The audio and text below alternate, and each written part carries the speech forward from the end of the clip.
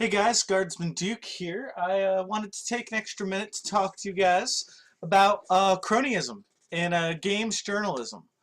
Not just games journalism anymore, journalism in general. I think it's come time for us. Listen, Gamergate has shown something to you guys, okay? And I want you to take notice. Everyone, anyone looking at this, right? These media giants aren't invincible. They are not. We have made them bleed. And if we get big enough, yes, we can affect anything. So, I'm not sure if you guys are aware, but when the Hugo Awards happened, seven different, relatively respected news sources, at least somewhat, quoted almost ad verbatim the same exact narrative. The Telegraph, Entertainment Weekly, Salon, Huffington Post, Slashdot, IO9, and The Guardian. All of them. I know The Guardian actually won a Pulitzer Prize. Yeah, they're really living up to that. So, let's talk about this, okay? It's funny because they actually made a correction, right? And I believe it was Entertainment Weekly? Yes. Entertainment Weekly made a correction, right? Originally, they posted this, okay? And tell me this doesn't sound biased, okay?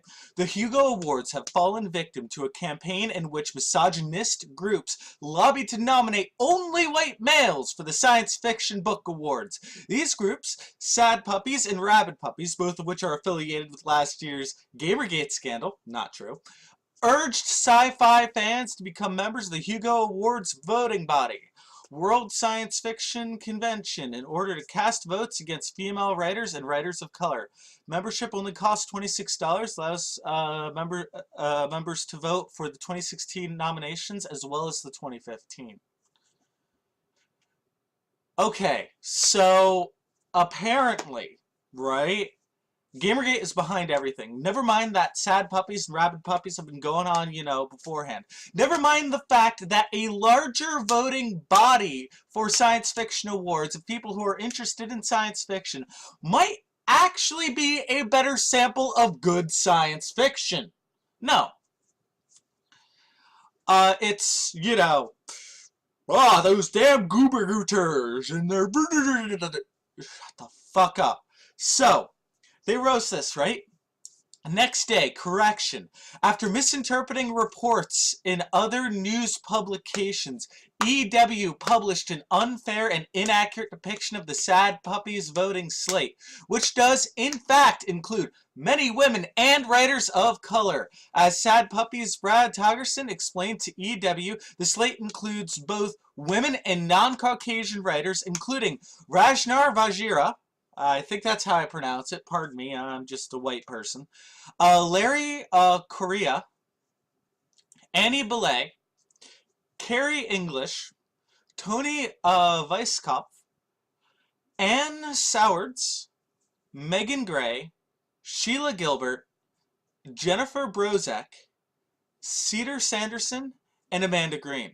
EW regrets the error. Now, okay. That's fine, whatever. They regret the error.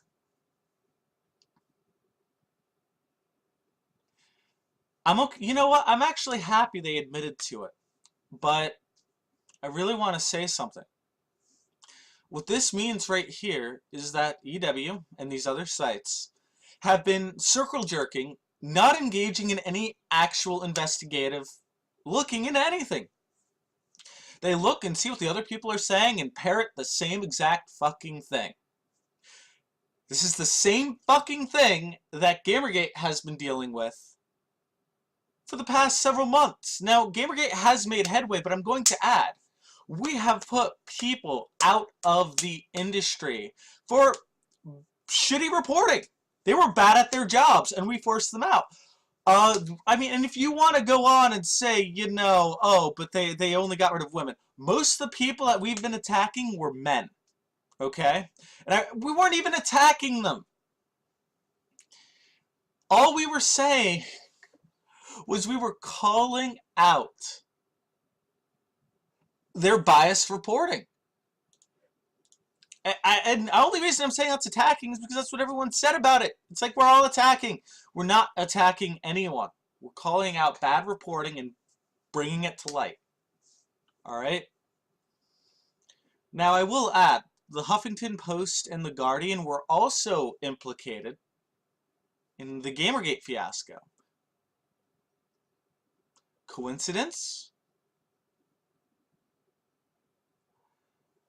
Listen, all right? This group have been attempting thought control of us for the past 10 years. And they've gotten pretty fucking good at it.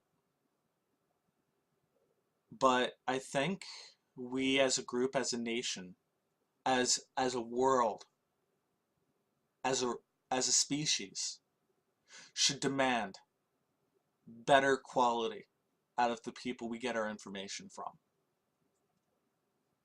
Doesn't have to be Gamergate. Start your own movement. Follow Gamergate's example. Look up Operation Disrespectful Nod. Look at the Rebuild Initiative. Look at everything we've done. We have given you guys a roadmap to victory. Alright?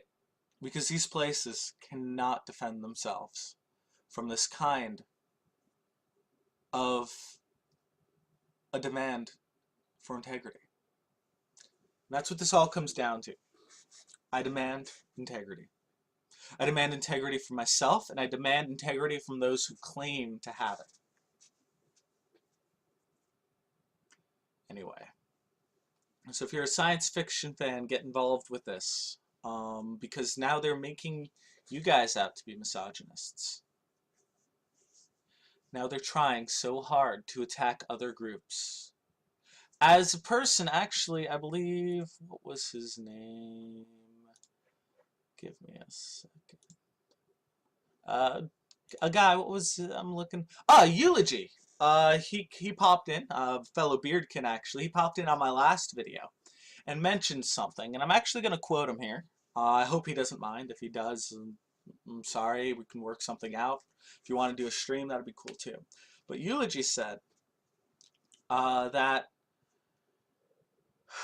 listen, the anti-social justice warrior fight is only one front in the battle for games. The other is the unethical behavior of games journalists, many of which attacked gamers.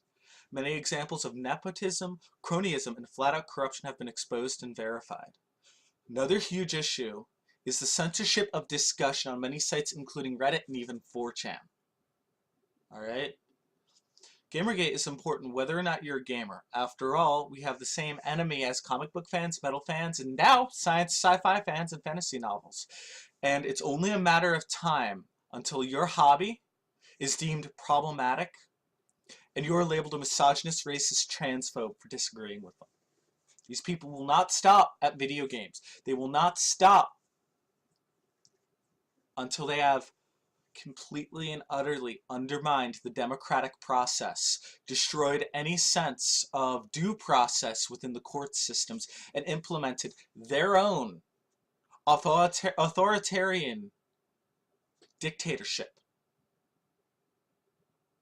Now, honestly, I would fully expect it to be communist as well. Listen. I'm talking to you as a group, as a people, as a whole. You've been getting shit on by these people as they have laughed at you. Gamergate has drawn blood. Alright? Now is the chance for you to take that advantage. They can bleed. They can be defeated. So let's take back our airways, our information pathways. Let's take it back. Down with Reddit. Reddit is so corrupt now, there's no point in even using it anymore. Alright? Down with corruption. Corruption is not okay. It's never been okay. And I don't get why some of you people act like it is. Like journalists are corrupt, whatever. What the fuck? Just because there are worse things out there does not excuse a minor infraction. So at the end of the day, it comes down to this. We at Gamergate are holding you responsible for your actions. And I think as a group, as a whole, we need to get together and stand up and demand that these people be held accountable for their lies and for their actions. In the name of the goddamn God Emperor of mankind. Anyway, this is Guardsman Duke. I thought I'd just bring that up real fast. Who knows? I might try something else. Talk to me, mention me. I want comments. I want discussions. I'll even do an on-air interview with people. Let's get talking. Let's get dialogue. This is important. So let's come down like the wrath of the fist of the God Emperor himself. Ave Imperator, guys. The Emperor protects.